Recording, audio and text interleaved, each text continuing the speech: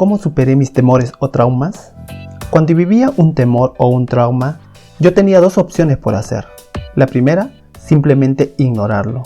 Y la segunda, era trabajar en mí mismo para poder superarlo. La mayor parte de mi vida solo las ignoraba, pensando que con el tiempo lo olvidaría y siempre creí que eso ocurría.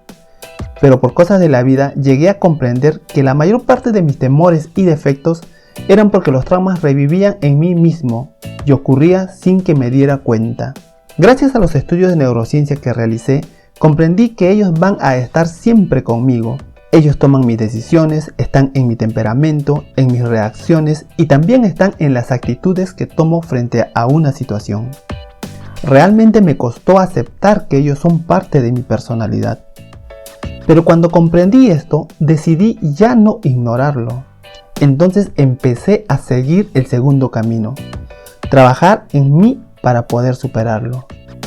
Ahora te voy a enseñar dos técnicas que me funcionaron cuando lo puse en práctica. Pero primero debes aceptar que tus miedos, indecisiones, tu temperamento, tus malas actitudes y parte de tu forma de ser son solo productos de tus malas experiencias. Hoy en día existe mucha fuente bibliográfica psicológica que menciona que para toda mejora, primero se debe aceptar el problema.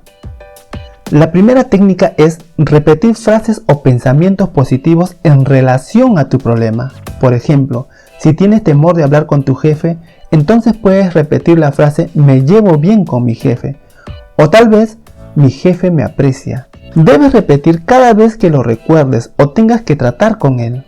La acción de realizarlo va a hacer que poco a poco cambies la forma de percibir a tu jefe. Esta técnica tiene una explicación neurocientífica. Cuando repites el pensamiento, haces que las redes neuronales del temor a tu jefe poco a poco se desasocien y se cree una nueva red como "me llevo bien con mi jefe".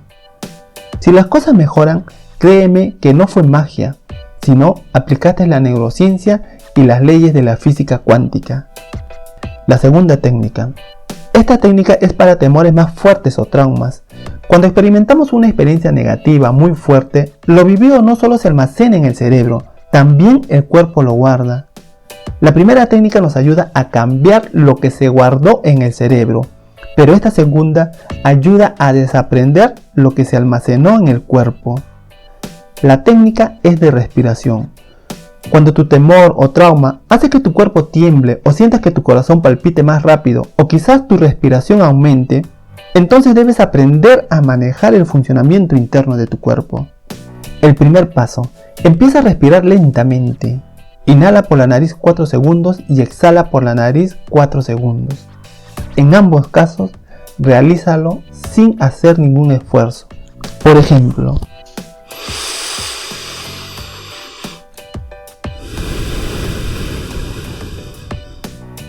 nuevamente.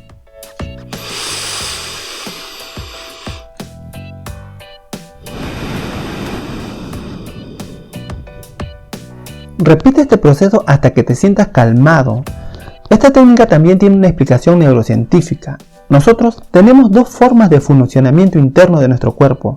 La primera se le conoce como sistema nervioso autónomo parasimpático y la segunda como sistema nervioso autónomo simpático. El sistema parasimpático está funcionando cuando estás tranquilo, calmado, sereno, relajado. Y el sistema simpático está funcionando cuando sientes miedo, temor, estás enojado o quizás llorando. Ambos funcionan de forma automática dentro de tu cuerpo, pero podemos controlarlo mediante esta técnica de respiración. Cuando respiras lentamente repetidas veces, siempre tu cuerpo regresará al funcionamiento del sistema parasimpático. Y si regresa, entonces dejarás de sentir esa incomodidad que estás sintiendo. Te sugiero que este ejercicio no solo lo hagas cuando sientas el temor o el trauma, sino debes practicarlo 3 veces al día por el tiempo de 1 minuto aproximadamente. Puedes hacerlo en la mañana, en la tarde y en la noche. Recuerda hacer ambas técnicas y si lo realizas, estarás creando y asociando varias redes neuronales en tu cerebro y cuerpo.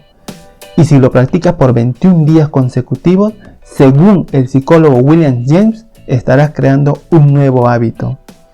Si deseas opinar o hacer una pregunta, puedes hacerlo en la sección de comentarios. Y si te gustó lo que viste, dale un me gusta y a la vez comparte el enlace a tus amistades para que puedas ayudar a alguien que lo necesite.